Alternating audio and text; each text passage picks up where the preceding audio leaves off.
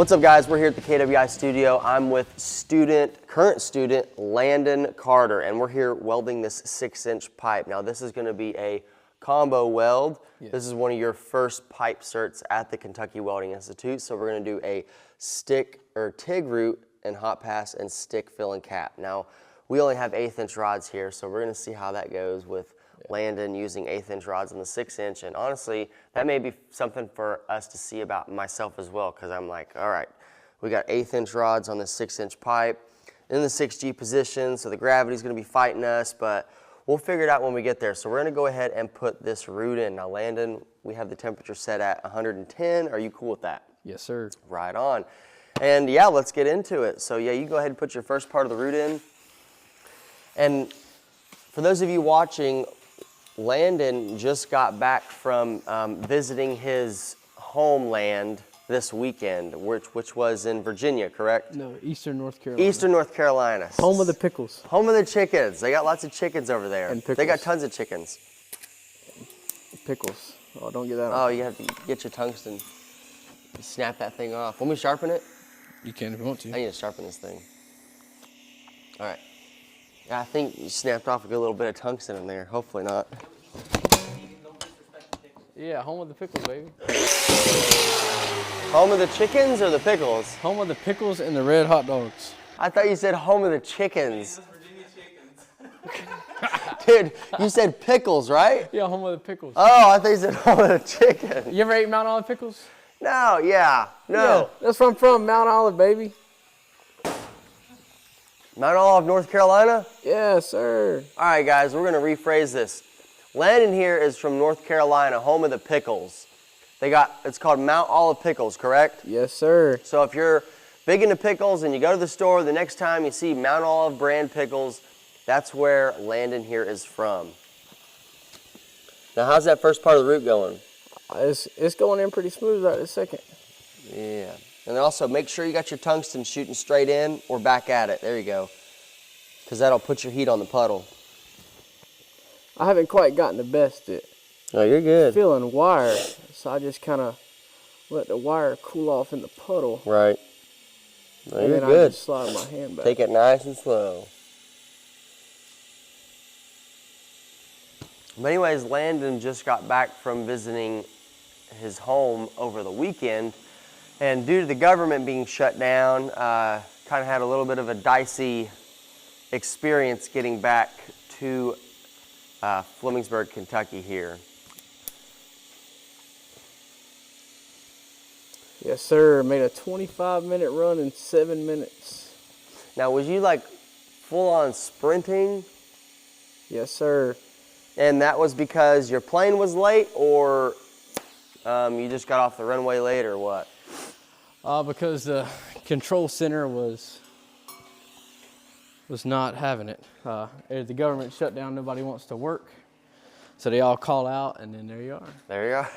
Sitting on the runway for 45 minutes. Right on. Yeah, that looks really good. And is that 110 doing okay for you? Yeah, I move a little bit slower, so I like to take a... Well, but you know, you're learning. That's going to happen. Everybody, when they first start welding, it's just that's how it goes. You got to take your time. You got to figure out how to feed the wire, how to move the TIG rig. Cut that in half? Yeah, let's get some cutters. I've noticed people in Kentucky here really hate on sweet potatoes. Really? Yeah. We don't like sweet potatoes? Hey, that's what I'm understanding, but sweet potatoes is one of the best things ever. Hey, so where are you getting these? So why do people from Kentucky not like sweet potatoes? Like what notion are you going off of? Well, they're just like, would you rather have a baked potato or a sweet potato? And obviously any day of the week, a sweet potato, because one is just better for you.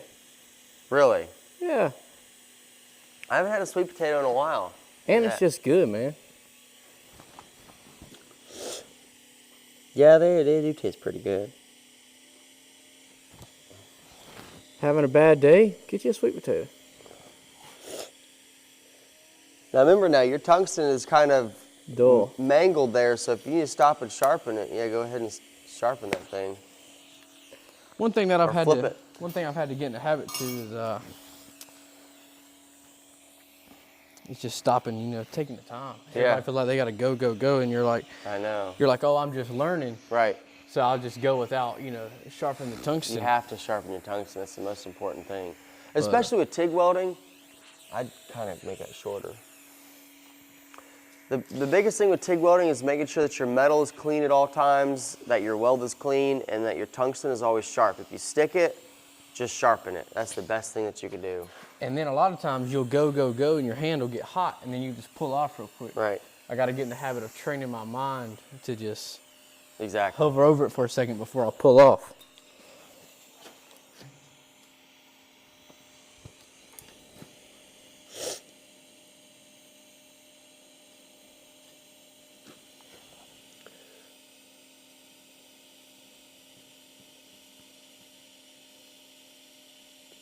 Yeah, just keep it going like that.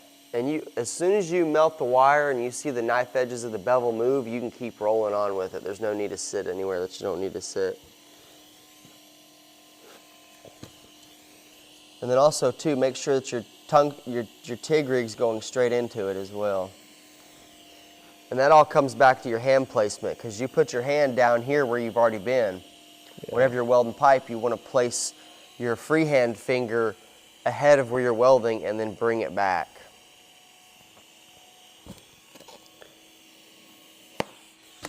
Yeah. Now you may want to come over on this side and pull up this way. Go on this side? Yeah, because it's easier to pull up towards you. Yeah. Something like this? Mm-hmm. Way better.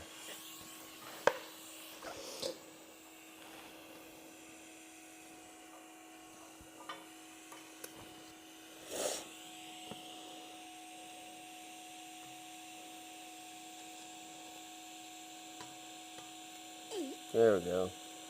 One other thing is a lot of times is when you first start out, you'll lose your wire. Right. And then you sit here and then you play with it and then you get cold wire on your backside. Mm-hmm. But all that takes is just keeping your hood down in your booth. The more you weld, I know. Figuring it out. And that's the thing, a lot of people struggle with TIG welding in the beginning, just because of the wire and stuff, and it's really hard. And when you first start TIG welding pipe, you will struggle a good bit if you've never done it. And I guess, you'll struggle on plate, but when you get to pipe, it's not that it's that different, it's just it's a new motion that you've never had before. Getting close to that tack, huh? Yeah. Yeah, you tied in really good. Hey, looks pretty good to me. Looks pretty solid, huh? Looks like butter. Yes. All right. Now I'm going to sharpen this thing because you kind of demoed it a little. Rolled it out for you. You know how they got New Year's? Yeah. Drop the ball, we drop the pickle. Drop the pickle. All right. Let me get this part of the root done. All right. Now, did you weld much in high school before you came to KWI? What's your experience with welding before KWI? So, before I came here, I had my ag teacher in high school come up to me one day and he said, "Hey man, I'm in a bind, I need some help." And he had like a little mobile welding thing going on. And he's like, "Just help me out one day." That was the first time I'd ever seen welding. Really? Used it. And then I continued on and we just slowly started working together. And then he'd show me the ropes a little bit and teach me. And that's just kind of how it continued on. And then at the job I worked at, there was some welding going on there, people to show you stuff, and just learn from others, man. People don't realize it, but just stop and talk to some people. Yeah. People are so stuck in these phones these days that just stop and talk. Well, I think that's the biggest thing, is just showing somebody that you can talk and carry a conversation. You see a guy in the store, ask him, I mean, if he says one word and he acts like you don't want to talk, you ain't lost nothing. Like on the way home, I talked to this guy in accounting, and he's white, white collar, totally different, but I learned something and I taught him some things. So just socialize, all I can say. Yeah. Well, and that's one of the biggest things about the welding industry, is you got to be able to network. A lot of people, they think it's all about the welding, and sure, you're a welder, it's going to be about the welding, but also you gotta you got to be able to. Looks good. Yeah, I got a little weird spot right there. You got to be able to talk to people and, you know, be able to help them out because, you know, they're a foreman or a superintendent, so they're doing this job and they need people that can communicate. I think that's a big deal right there is communication. Yeah, and don't be afraid to ask something, you know. If you don't know, you don't know. Right. And a lot of times, you know, you go up and ask somebody will ask you something like, you know, how do I use a track torch? And your first instinct is like, man, you don't know how to use a track torch. But if you don't know, man, you got to ask. Right.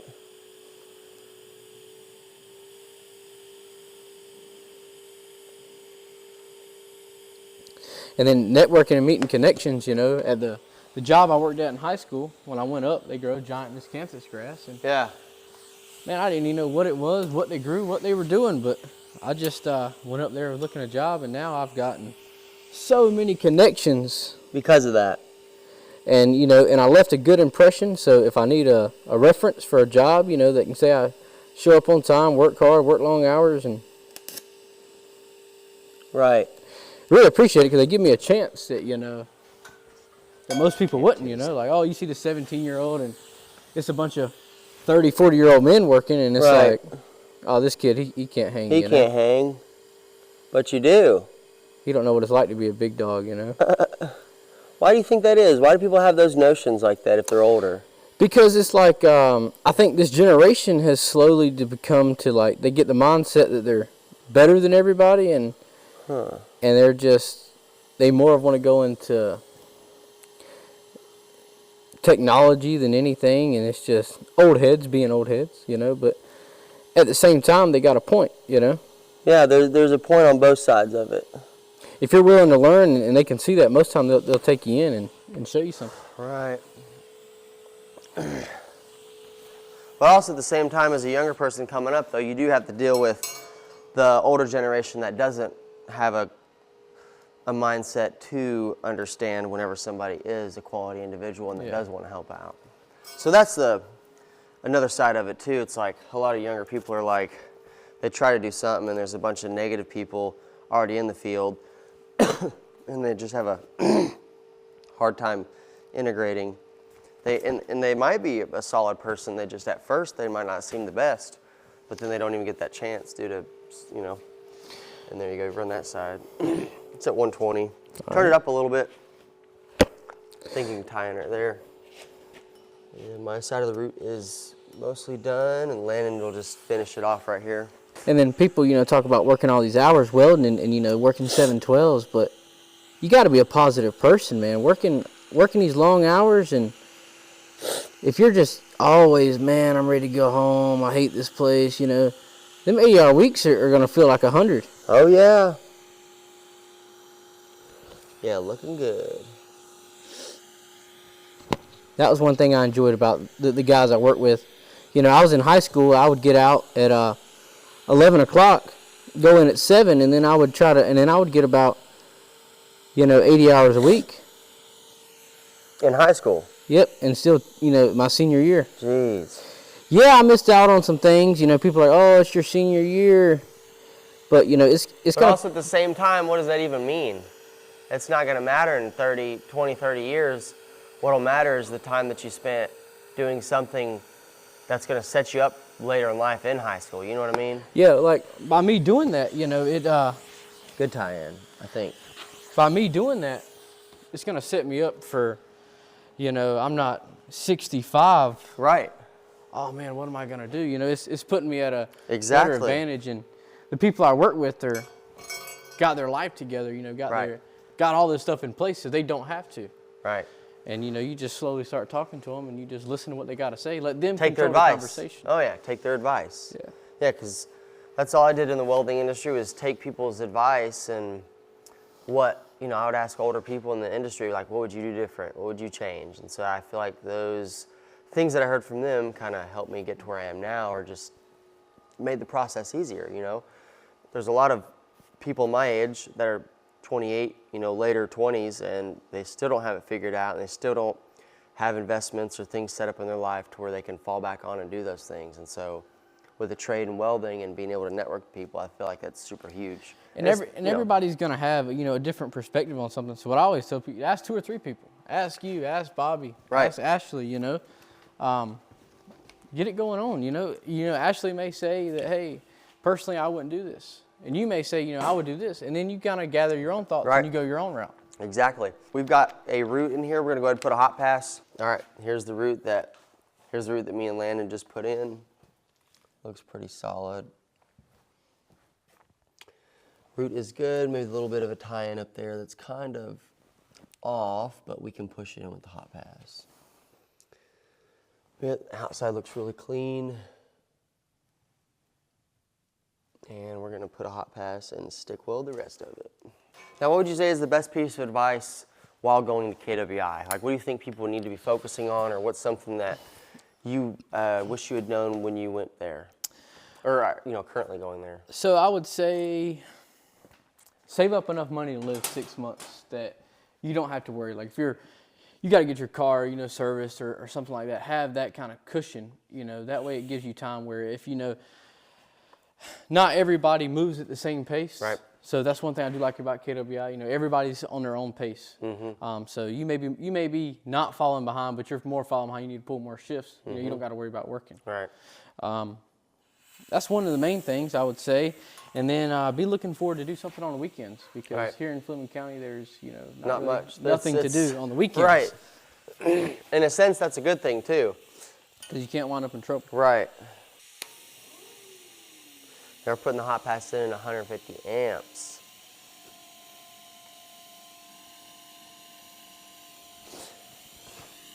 And yeah, you're just moving right along with it. And remember, don't stick the tungsten.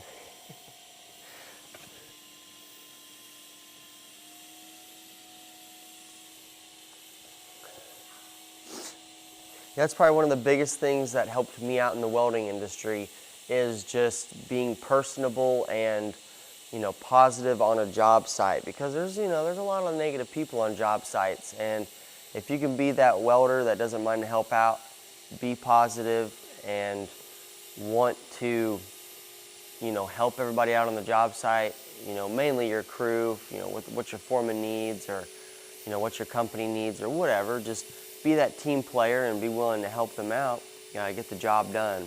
Be willing to stay late. Yeah. Be willing to pull extra hours, You're here to weld, and you're going to be working on the road. Don't be planning other stuff. Just be there to weld.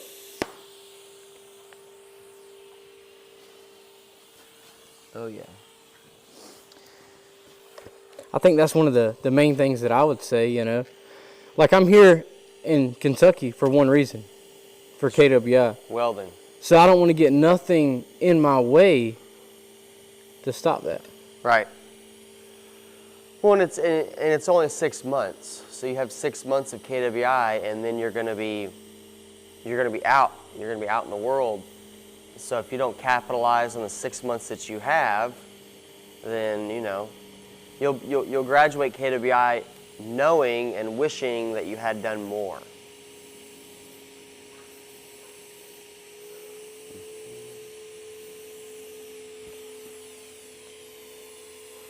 But I know that, like, a lot of the people you talk to at KWI, and I would also say, like, they say keep your hood down, weld in your booth, yes, but you also want to meet friends, because, if you graduate 2 months before I do, you'd be like, hey Landon, I got this job, we're looking at welder, I know you just graduated. Mm-hmm. Network and make connections while you're there. That's another good thing of why there's, I'm from the Carolinas, somebody else is from Virginia, California. Right. So that's what I think is great about it. I'm going to come to your side. Yeah, is networking with everybody.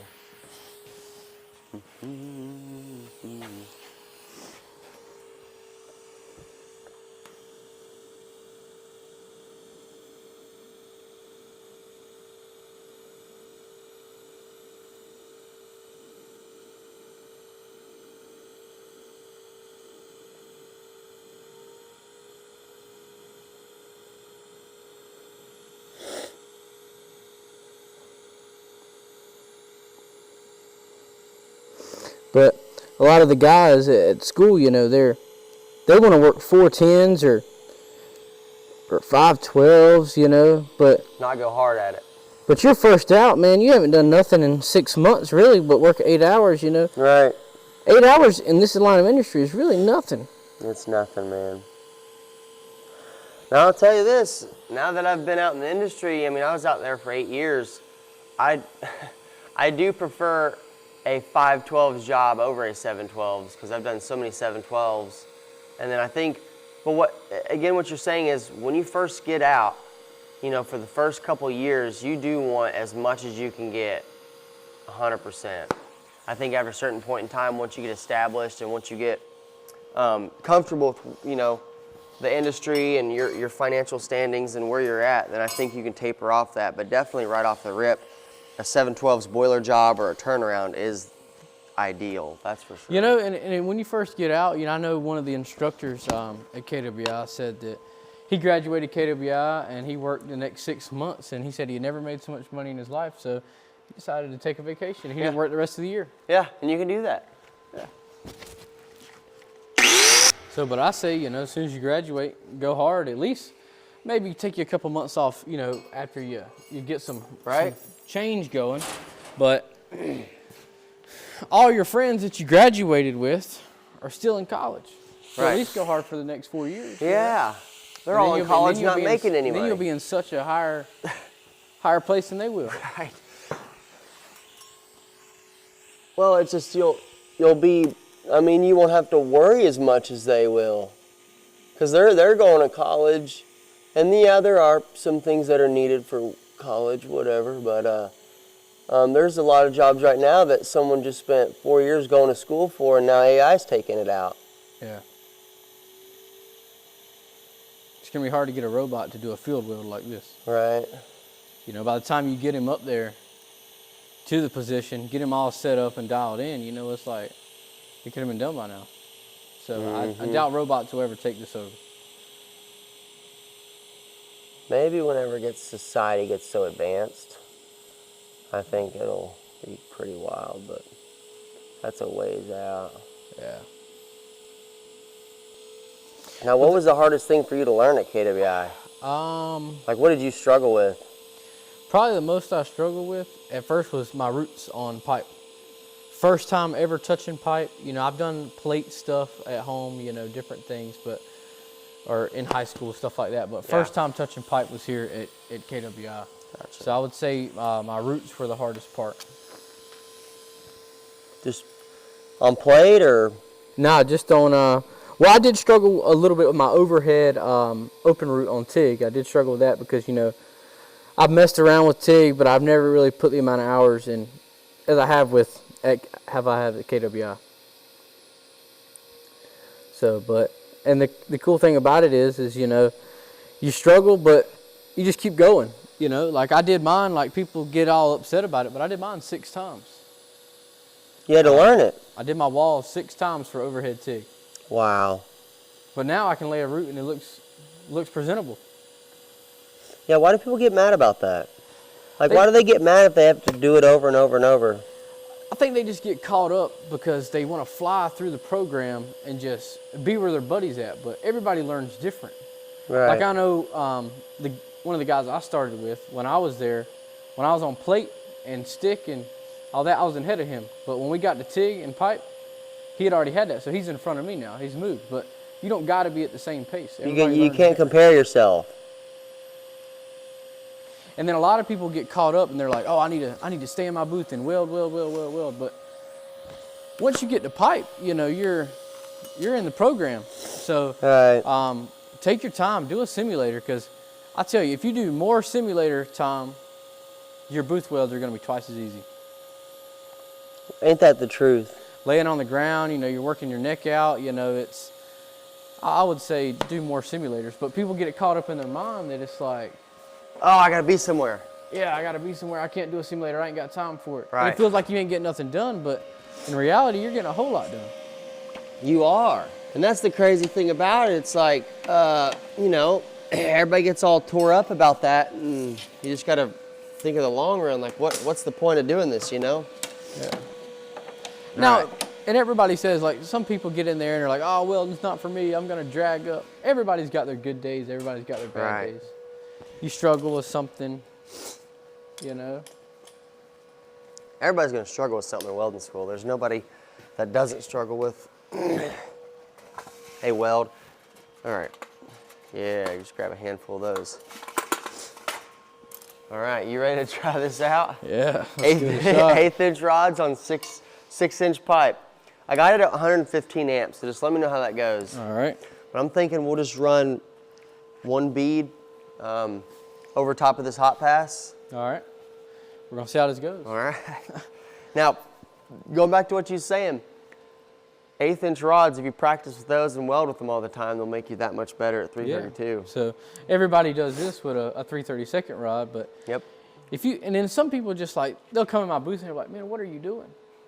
And I'll just be like, I'm trying something different. Yeah. You know, I'll try a different welding technique. Like, oh, maybe I seen something, you know, online last night when I was looking at something. Right. But your instructors can teach you a lot, but if you go home, just watch a video or two, you know. It's a big science experiment. Because what works for you may not work for me. What works for Exactly. Travis may not work for you. Everybody's different. So you just got to Right. find it out. Everybody welds different, and you can't find it out if you're doing what everybody else says. Yeah.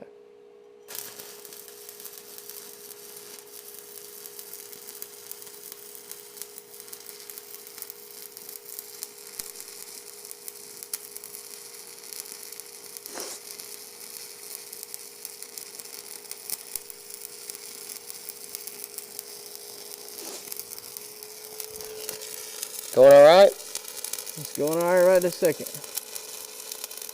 Yeah. And just be moving that rod top and the bottom just to make sure that puddle kind of fans out, because you don't want that 1/8 inch 7018 puddle to hump out in the center and fall out. And again, you let me know if you need me to turn it down or adjust it in some way. All right.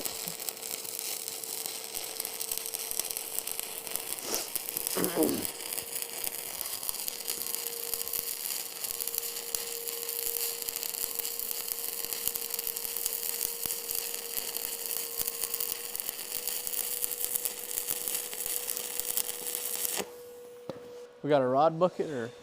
Yeah, right here. And let me get, Get us a chipping hammer and see how this turns out.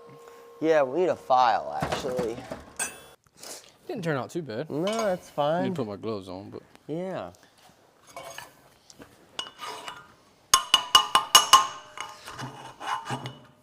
We need like a saw blade.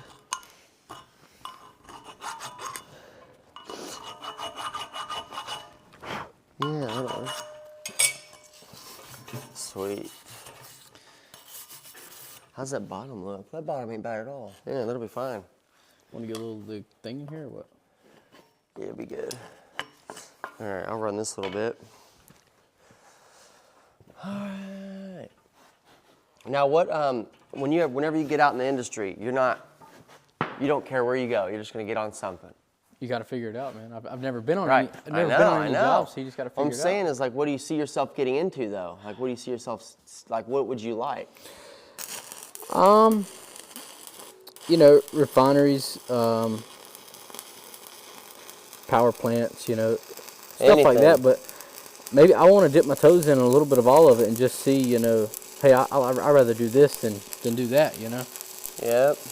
Like I know you worked on an offshore oil rig. I want to try that one time, you know, see what that's about. Yeah. Yeah, that was kind of wild. You know, The helicopter training was like 2 weeks long. was it paid training? Yeah. That wasn't too bad.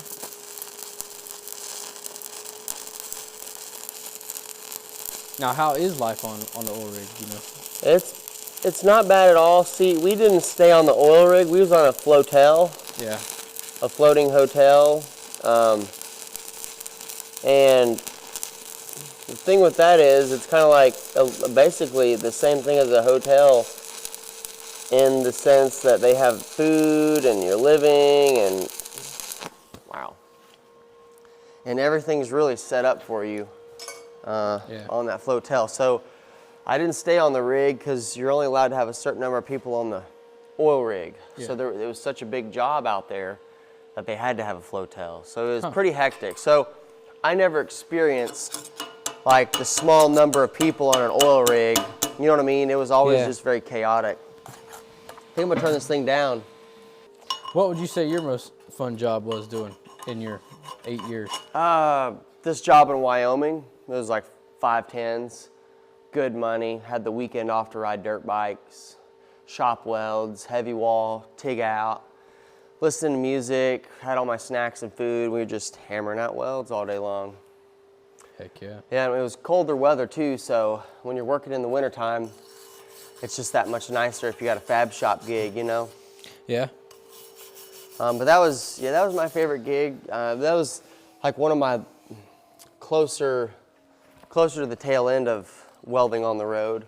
Yeah. But so it was really enjoyable. And it was also with a group of guys that I really enjoyed working with.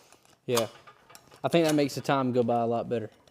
It does. It makes it easier to just, you know, be yourself at work instead of having to put on like a mask or something if you're around people you don't like. So now when you graduated, what were you, before you started traveling, when you graduated KWI, what were you driving? How did that look, you know? The first job?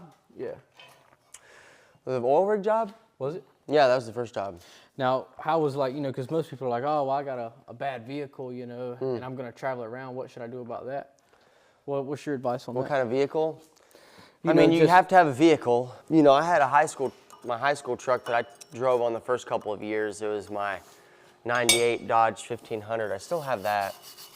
And that's what I took the first couple of jobs for those first years. And we only paid $3,000 for this truck. So you don't really need anything special or big. You know, you can use a Toyota Corolla to go to a job. You know, you don't have to have a big truck. And you don't have to have all this fancy equipment. And you just need a way to get to the job site. That's the biggest thing. But people do think they got to have some kind of vehicle to go on, you know, be a welder for some reason. Paid for is the best, right? Paid for. Pay cash for it if you can. Cool thing about welding is you can do a couple jobs, and then if you need a vehicle, just get a cheaper vehicle and pay for cash.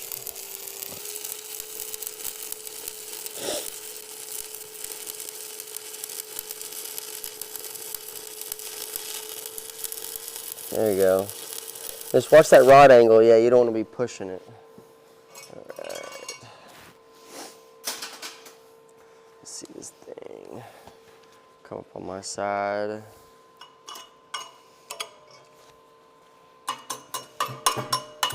There you go. Let you weld. Yeah, that's good. That ain't bad right there. Yeah, these hot passes or these first stick fills are always kind of hard to get off. The slag, get the slag off on there.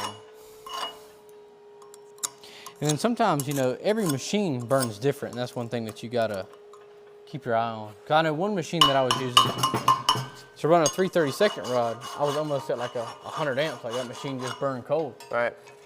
And then, you know, I go to another machine and it's like 75 amps is all I need. Right. So you just gotta be able to know the puddle. Know the puddle, and then the numbers are just, they're imaginary. They're just there. They're just there. They're not even, they don't hold any weight. I mean, sure, they help you get to where you need to be, but really the best thing is to know where you need to be at without a number, you know? And so something you could do is, you know, weld in your booth and have someone adjust your temperature, like start it out at 0 and tell them, hey, keep going up until you feel that it's where it needs to be. All right. I know a lot of people at KWI, you know, when you're doing mild steel, you know, your plate when you first start, everybody, you know, is like, oh, don't dunk it. If it's a test, don't dunk it, you know, if you're going to bend it. Dunk it? I get in the field, you know, you're not going to be able to do that. But when everybody was telling me that, I was like, it really doesn't matter, you know. Right. And then they were like, well, you do it. And I'm just going to be honest with you. I'm a big guy about proving a point. And so I dunked all of mine, and all of mine passed. Yeah. I don't think dunking has anything to do. Now, if you were doing other stuff like Inconel, you know, different things like that, I wouldn't. But my carbon steel, no. yeah, it'd be all right. But if you don't have to, why do it, right? So you dunk right. You dunked all of yours though? Yep. Well, which ones? My 3/8, my 1 inch. It'd be on a white sheet too, and I just nice. You know, just to show that, you know, it's your weld. It's not the dunking it and your straps and just weld. But one thing that does get everybody stopped up at KWI, I think, is the 1 inch stick out. How so? In what way? There's just so much more chance for you to get trap slag. Right. You know. And then another thing is people get carried away with the grinder. Grinding too much? Yeah, you know. If you see a little piece of slag, you grind it till you find it, and then you're done. Right. Once you don't see it no more, you let it go. Or does everybody just freak out and keep grinding? They'll have one little spot and they'll just freak out and grind the whole thing. Right. And then, you know, you waste all your time. And one thing I would recommend to help you out on something like that is KWI gives you a grinder on your first day. But go to Harbor Freight and get you a cheap grinder. Right. One to put like your cutting wheel and your grinding wheel, because when you're in a white sheet test in your time, switching that disc back and forth takes time. Yeah. It takes a lot of time out of it. So you're saying to go to Harbor Freight and just get you a little cheapo. Yeah. Put your grinding wheel, you know, nothing that's going to take any right. power, but you know, it costs That's like, I true. think a grinder is like $20. Yeah. Harbor Freight. They are? No big deal, yeah. Yeah, that ain't too bad.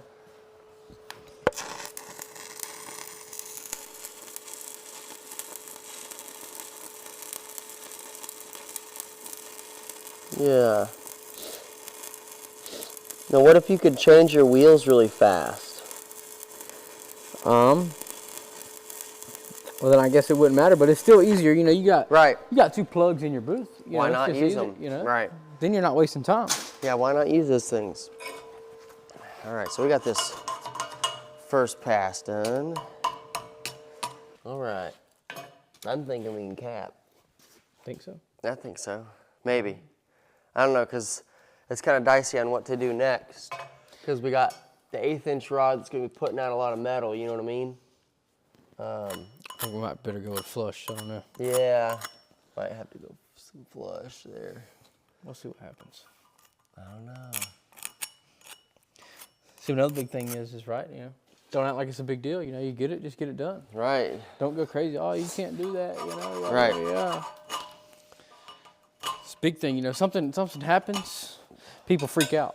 Oh my God, Right. I blew through. You know, it's no Yeah, big blew deal. through. It's just metal. You can fix it. You can get it reoriented. You can mold it to how you want. It's just metal. You can cut it out or put it back in. I'm trying to figure out. We run some quick ones. Run 2 quick ones or Off one. the bottom here and see what it looks like. Yeah. See what happens when you fire up. Run a stringer and see what happens. Yeah, run a stringer. Run you a stringer and we'll see where we get from there.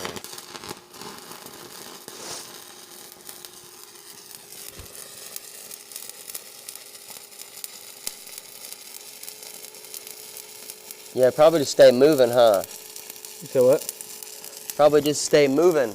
Yeah.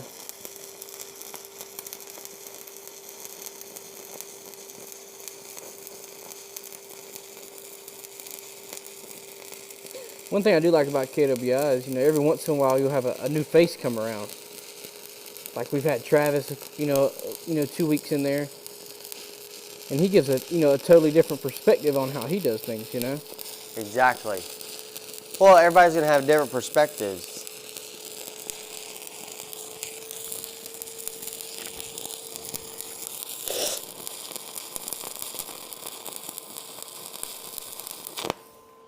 Is that going all right? Oh yeah, that looks good. Yeah, this will be interesting.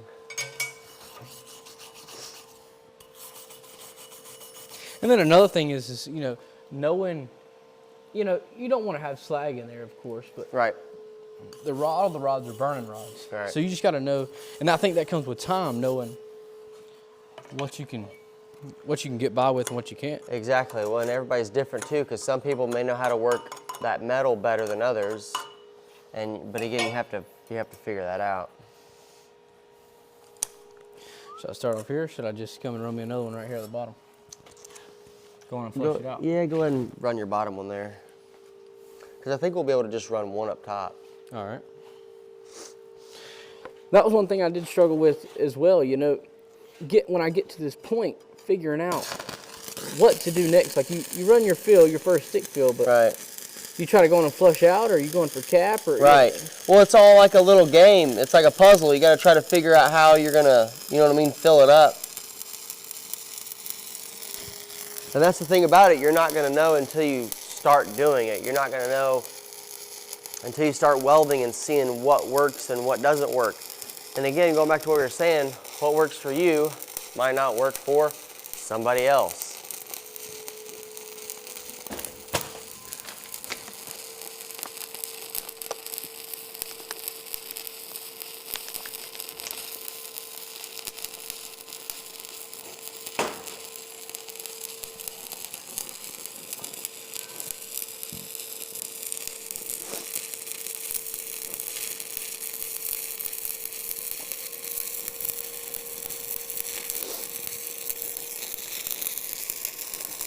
Yeah, looking good. Yeah.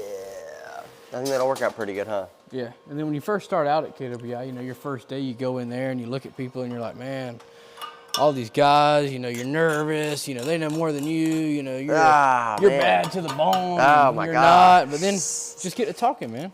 Right. Well, everybody's in the same boat. Yeah, everybody was in the same boat. Now, there's some boys in there that like, oh, they're the new guys, you know, don't talk to them like that, but you were the new guy. Yep. It's like people who say they hate kids. You were a kid. Yeah. That's crazy, ain't it? Yeah. Perfect. There you go. Is that good for you? Yeah, that'll work. That'll be fine. All right, let's see. Never understood that. You know, people be like, oh, I hate kids. Well, you were a kid, you know? It's crazy. Yeah, how does that make sense? I don't think it does.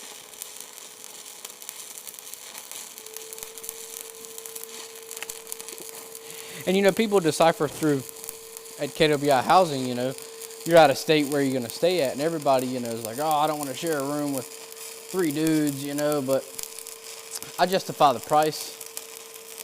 And I think it's, don't quote me on it, but I think it's like $2,200 for the housing, or for the dorms, and then for the housing, it's like 40, 45 maybe. So, you know, I think, you know, you're there to weld, not, you know, worry about other stuff like that. Yeah, because all y'all there for the same thing. You're on the same shift, so I recommend just going to the dorms personally. Is that where you're at? That's where I'm at now. We don't have no stove, so you have to get like something you plug into your outlet, like an air fryer or something like that. But for the price justification, I don't think it's worth the stove. Well, you don't need nothing fancy. You're in welding school. Yeah. Like, just eat oodles and noodles, put it in the microwave, you know? eat noodles.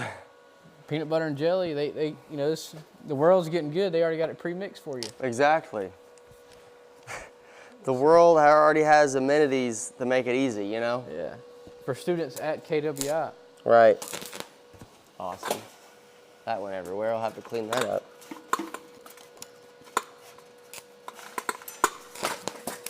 These 1/8" rods are fun. Kind of running these kind of low too. Oh yeah, you're good.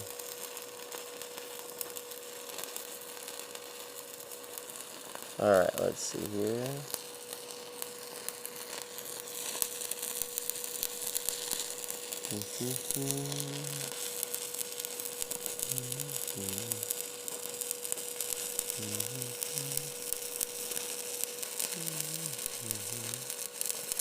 Yeah, I just ran 1 bead on this. All right. I'm just seeing what it'll do. Because you did the 2 beads, so I'm just doing a little bit of a test with myself.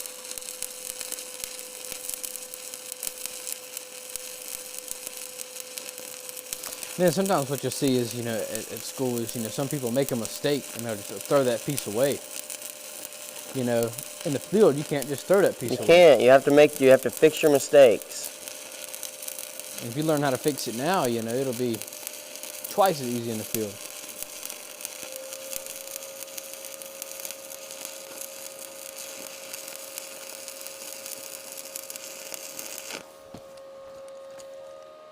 Sweet.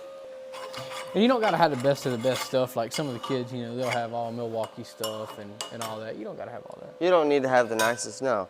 Well, and again, you're in welding school. You don't need to, again, go out of your way to go broke before you get out in the industry. Just, you know, have the bare minimum, keep it simple, learn how to weld, spend all your time in the booth. Spend all your time in the shop, in the simulators, welding.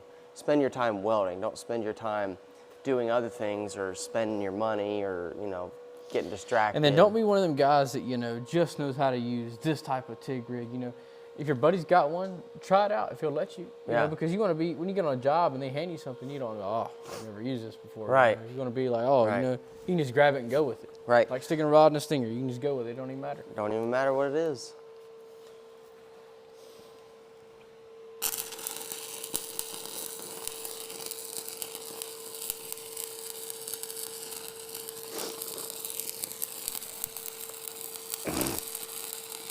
And then, you know, if your instructors tell you something like, you know, hey, like I said before, I had to do my overhead TIG walls open root 6 times, you know. If they tell you, hey, do it again. Do it again. Do it again. Don't give no lip, you know, because in the end, it's for the better of yourself, you know. Right, and the thing is, the biggest thing is, you know, if you're going to welding school, a lot of people don't understand exactly why you are doing the things that you are doing. And it may seem mundane, it may seem like a waste of time, but the instructors at KWI, they've been out in the field, they know what's expected, they know what it's going to be like, and the things that, you know, we have you do at KWI, it all compounds on itself, you know.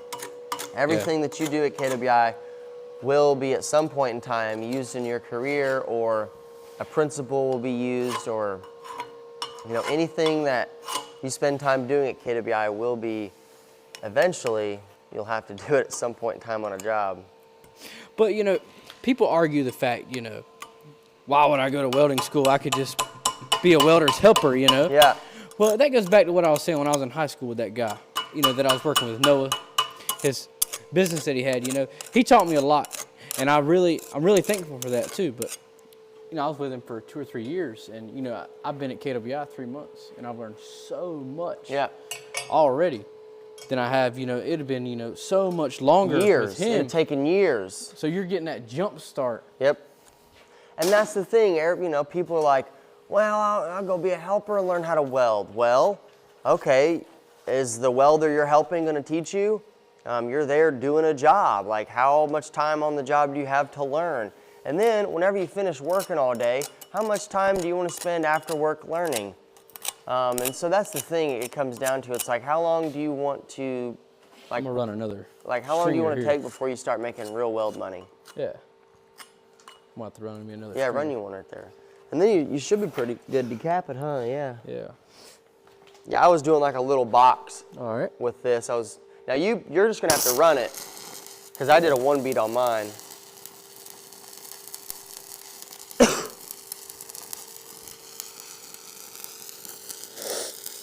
And if you're doing a weld test, take it restricted, you know. Yep. If you're at that point in the program where you have the time, you know, take it restricted.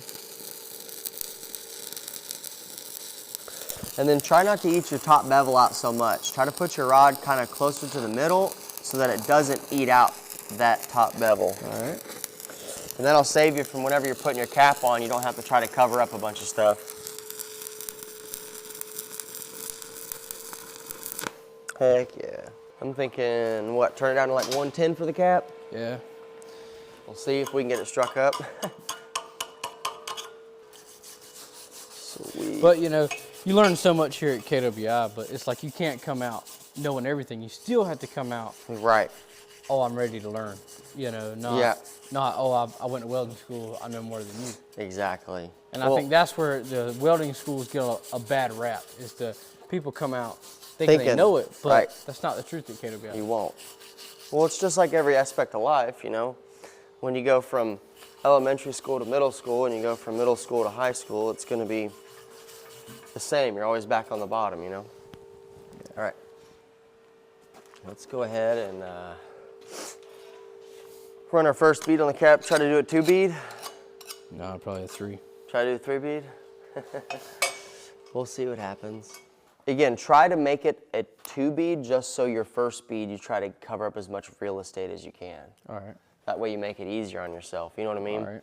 Because if you have a 3 bead in mind, then it makes you think I'm going to drop lower so that I can put 3. No, try to use as much real estate as you can with that first bead. So yeah, just barely cover up that bottom line and then try to get as much in the bevel as you can. Now this, yeah, we may have to turn it up just a little. Does that thing have hot start? It doesn't. It doesn't. You're gonna have to do a manual hot start. There you go.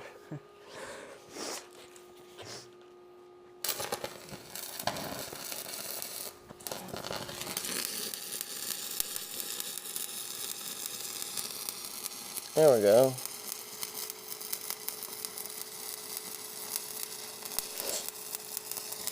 Yeah, them 1/8 inch rods put a good bit of metal.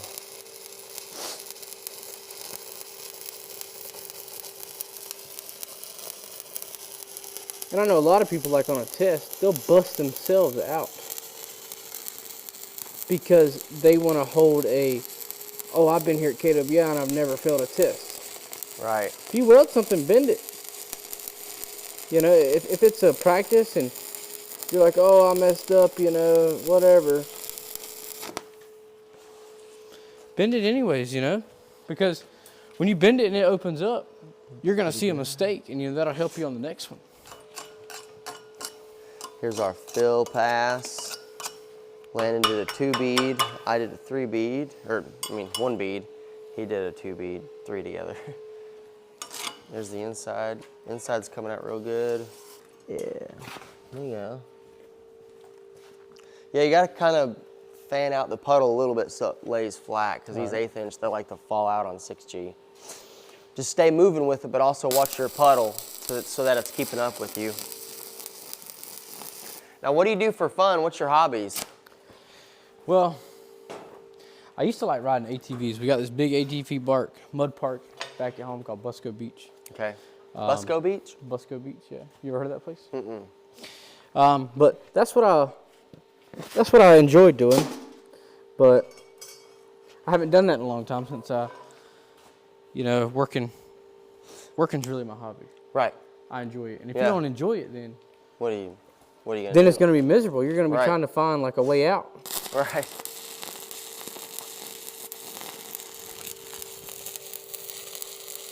And your job is your job, so it should be fun, but it shouldn't be at the same time, because you're not there to have fun, you're there to work. But Exactly. you got to get a good group of people you want to work with.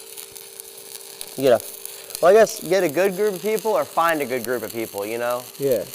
And it took me basically my whole welding experience to find a good crew that I like to work with. And they're a good group of guys, and I really enjoyed working with them, that's for sure. And you want somebody that's got the same energy as me. Like, Yep. if you see me in the afternoon, you're like, man, this guy's wild, he's crazy. I'm the same way at 6 o'clock in the morning. Right. Just be positive, you don't ever know when your last day is. So just Never live every know. day like it's your last one. Every day. Every day's your last day. That's the thing. It's a lot of people nowadays aren't like that. And so, if you can be that person, then companies and contractors will really enjoy having someone like that on the job site. You know what I mean? This will get everybody going, and they can take the initiative. Exactly. Someone who can take the initiative, someone who can be planning for the next thing. I'll go ahead and run mine. Yeah, it'll be really hot.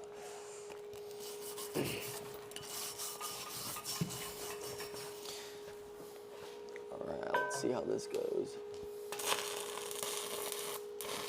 But I'd say, some of the things that they kind of leave out at KWI would be more of like that you do have to drive to some places like Twit and Basic Plus and all that. They're not far, but that's some of the things. And then your CCO, everybody blows that up to be a big, stressful thing.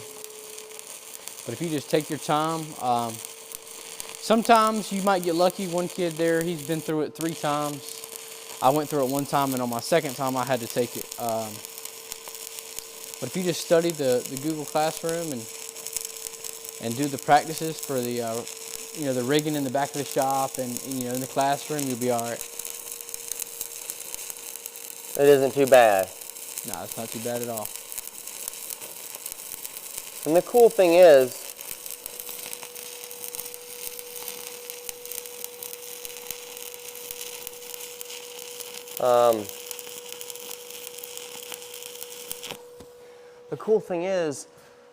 those are other jobs that you can do for money. You know what I mean? Like, those are other things that you can make money with. You can be a rigger. You can be, with your OSHA 30, you can be a safety guy. You can be a boilermaker, you can be a fitter, you can be a welder. Those are 5 different, trades that you could you can do outside of KWI, Yeah. you know. And that's the cool thing. If you don't like welding, you can go do something else with what you learned at KWI. Now, you may not be the best at it, but you're going to have to start from somewhere, you know. Everybody's got to start somewhere. Right.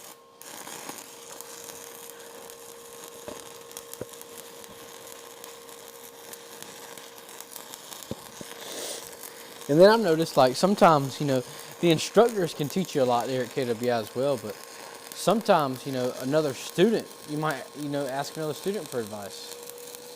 Right. Because, you know, he was in the same boat you were in. He might have a good piece of advice. You know, something that the instructor maybe, like, he hasn't struggled with, maybe because it's been 10 years since, you know, he first started welding. So sometimes ask your buddy, ask your guy next to you. Like, hey man, how'd you do this?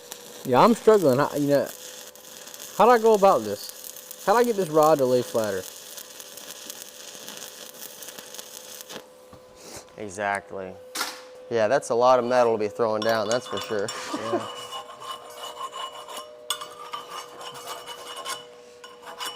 Alright. Sweet. Yeah, I haven't done 1/8" rods on frickin' pipe in a while. That's Yeah. for sure.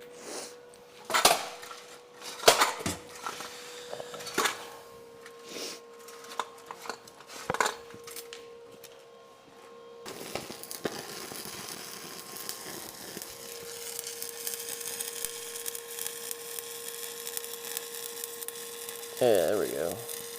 You gonna try to do 2 or 1? Probably 3, huh? I think I'm gonna try to go 2. Yeah, I was like 2 more.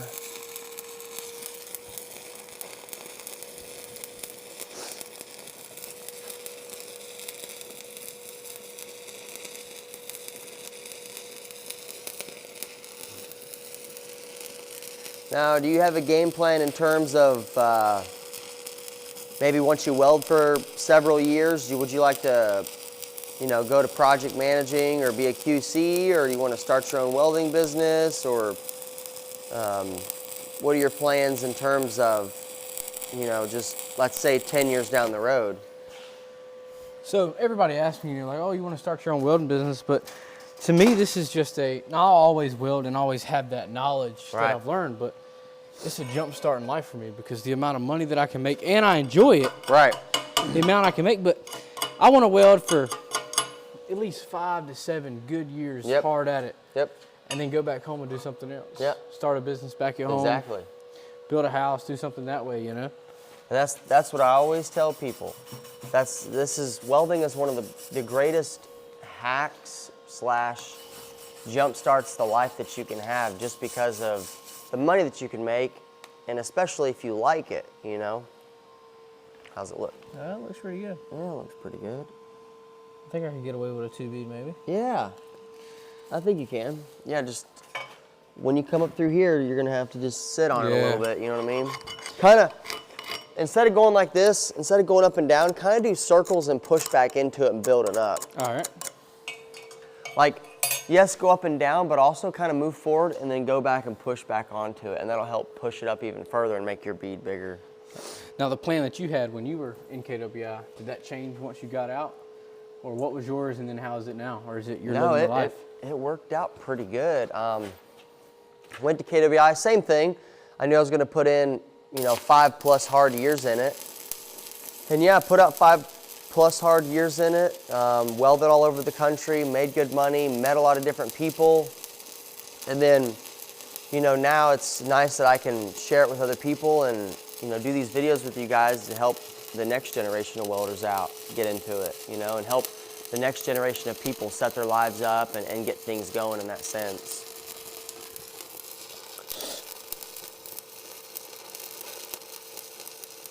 Does it look like it's filling up? Trying to. Gonna be on the edge? Yeah. But here's the cool thing though, this is one of those learning experiences, you know what I mean? You can see what you can do with it.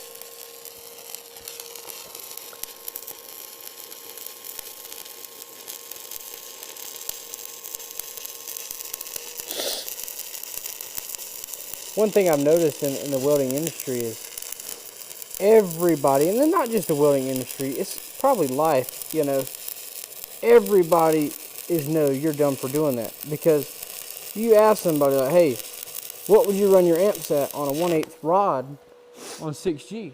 And they look at, oh, I would never do that. Yeah. Oh, you're an idiot. You did that, right? Yeah. But Now you know. You got some more. You got some more information in the dome. now you know. But like your TIG, you know, you're doing it. Oh, what? I keep getting undercut on my my caps. What should I do? Should I turn the amps down? Oh no, turn them up to 140. You know. But then the other guy was like, oh, why would you do that? So Right. you just got to decipher and figure out what you want to do. Just try things. How's it looking? Looking all right. Yeah, that ain't bad. We can file the undercut out. Actually, you gotta keep going a little bit more. Yeah, I keep wanting to run it from him. I'm so eager to freaking see how this goes. Because I've never, you know, I don't think I've done Now a here, should I just do a weave or what? I mean, Yeah, I would just run a string. Keep going as far as you can. all right. Because we don't want to have starts and stops in the same location. So.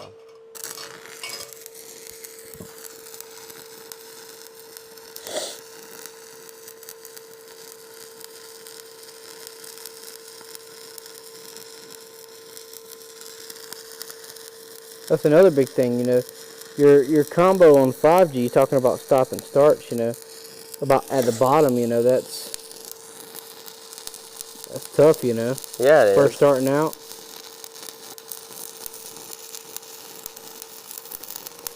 Well, it comes back to just putting in the hours. But I to like it. to cheat a little bit. Like on 6G, when I come down, some people like go start here. I like to kind of go around Go just a little farther. bit. Save that yourself. Way, that way when I get to that side, it's easier, you know. Take the hard side out first. Exactly. Well, I usually start with my left-hand side, Yeah. and then I'll reach farther. But then, and then do a good tie-in with my right-hand side. Just depends. Everybody has it a different way. You know what I mean? Yeah, and that's another good thing at KWI, you know. You notice, you know, you've been using your left hand the whole time. I've been using my right hand. Right. You know, and then on the test, that's one of the things they make you do, and I really think that makes you a better welder. Well, yeah, welding with both hands, because it just saves you so much time out in the long run, and a lot of welders can't weld with both hands. Because like you I know? can feed wire better with my left hand, but when I switch it to feed wire with my right hand, it's tough. It's tough, yeah. So It's because, I don't know, it's weird how that works though too. Yeah. You think you'd be able to feed wire better with your right, but it's like, but you're using the TIG rig with your right hand, and you can feed better with your left. It's just interesting. you just got to find yourself, you know. Right.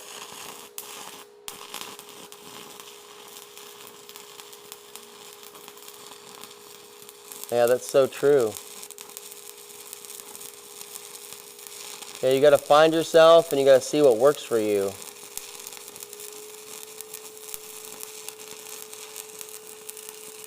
Because not everybody's going to have the same experience. Not everybody's going to be able to weld the same. And everybody's going to be at different spots in their welding journey. And also, you can't be too hard on yourself in welding school either. A lot of people beat themselves up if they can't do something, but you got to give yourself a little bit of grace, because it's like, you've never done this before, you know? Yeah.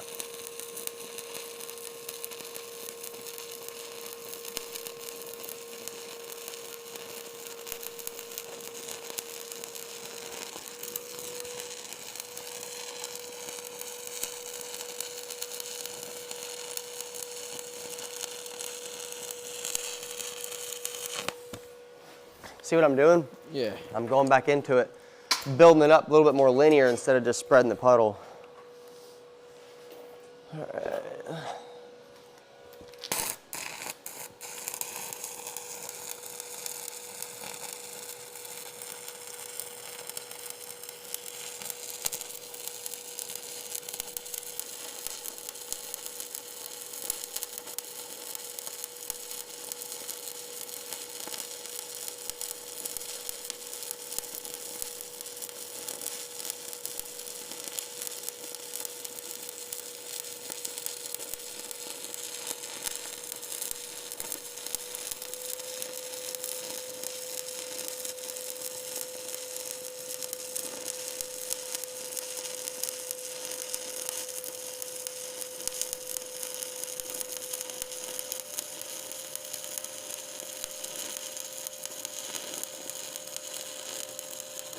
I'm focusing so hard right now on this. Yeah. Trying to like make it good. Because it's tricky.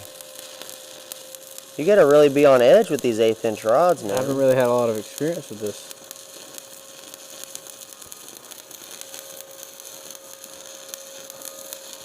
Now, this is not a common thing at all, is it?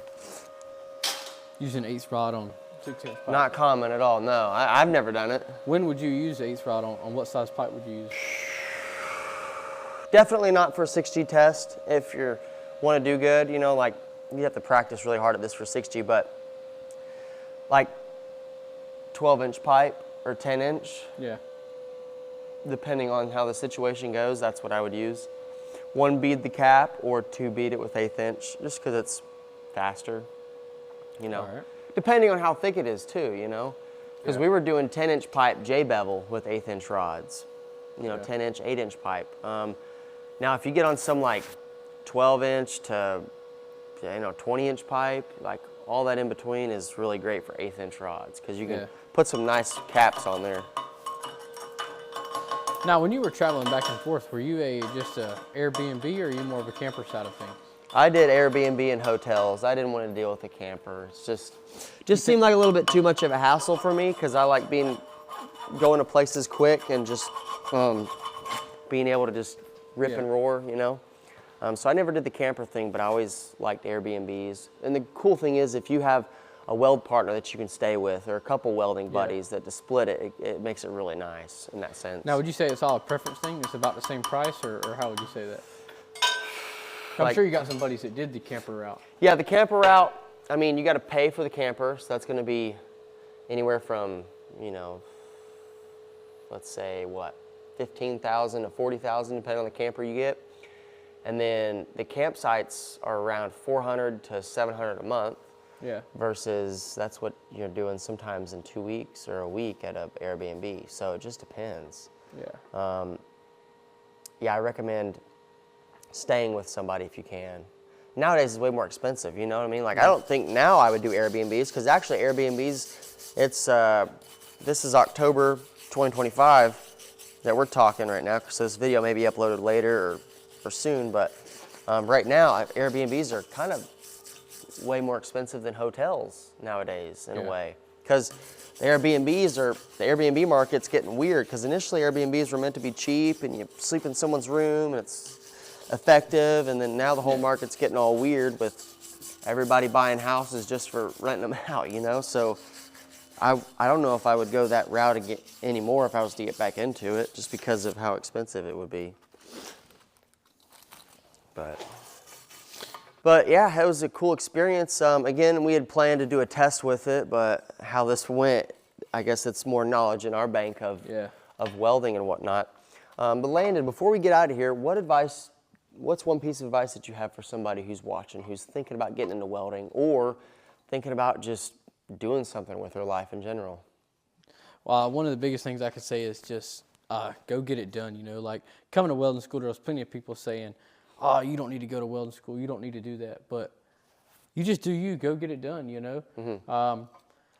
And if you're thinking about it, if you're a junior or a senior, you know, coming up, if you're thinking about it, start applying for scholarships now because that helps out a whole lot on the other end. Because I know that my biggest problem was that I had enough scholarships to pay for the school, but I started in July and most of them didn't go out until August, September time when normal colleges and stuff are starting. But Gotcha. Your biggest problem, as far as scholarship-wise, is going to be is a lot of people don't want to give nothing to a 6-month school. They want a 2 or 4 year school. But there's still a lot out there, though, to apply for. And that's the biggest thing is if you can put in the time to apply for as many as you can and, you know, utilize as much money as you can get from, you know, scholarship opportunities, and that's going to pay for a majority of KWI. So if you can get a majority of KWI paid for and then graduate KWI and be able to make $100,000 a year, that's a pretty good trade-off in time and financially. Yeah, and there's also, they offer, you know, a tour, you know, book the tour, come down here for the weekend and check it out. Check it out. I think it's on Mondays or something. You get to look on the website. But yeah, every other Monday we have tours. Yeah, just come on out, tour this one, tour other schools, you know, and then figure out which one you like for yourself, which one you think, you know, represents you the best. Right, that's the biggest thing. So. And figuring out, you know, who's going to represent you the best, who's going to set you up the best, but also who is going to you know, be able to be there for you after graduating as well, you know, and I think we do And a I know really good KWI job. offers a lot more than just welding, like your CCO, your Right. TWIC, you know, all that good stuff. OSHA you know. 30, you know, rigger and signal training, freaking NCCER boilermaker and fitter training as well. So just being a well-rounded welder is the biggest thing, you know, like we were talking about earlier. And then, you know, if you get a chance, like when I come on a tour, I come looking and I come, it was on a Monday and I got here, you know, Sunday evening, and somebody, I met him in the parking lot, he was graduating. And if you get a chance, you're coming on a tour and you see somebody walking, ask them their opinion on it. Stop them and ask them, you know, because as, you know, you see all the people on social media, they're selling you the school. They're you know, saying we're the best, but talk to somebody who's been through the program. Right. Find out what it was like for them. Yeah. 100%. What their ups and downs were, if they recommend, you know, they might say, well, I disagree with this, and you might think about that, and you might go tour another one and see what happens. But, Right. 10-4. But you're not going to get nothing done sitting at the house. No, so you just got to won't. do something, make it happen. Do action. Don't think about it. Just make the action happen. Get Do it it. done. Well, guys, this is the 6-inch that we did with TIG root and hot 718 filling cap 1/8-inch rods. Landon from North Carolina here has blessed us with his ability to weld and talk with us today. I'm Keegan. This is the KWI channel. If you want to find more about KWI, check out our website at kwi.us. We have tours every other Monday, like Landon talked about, and you can find out all the information about us on there. So go ahead, book a tour today, and we'll see you on Monday.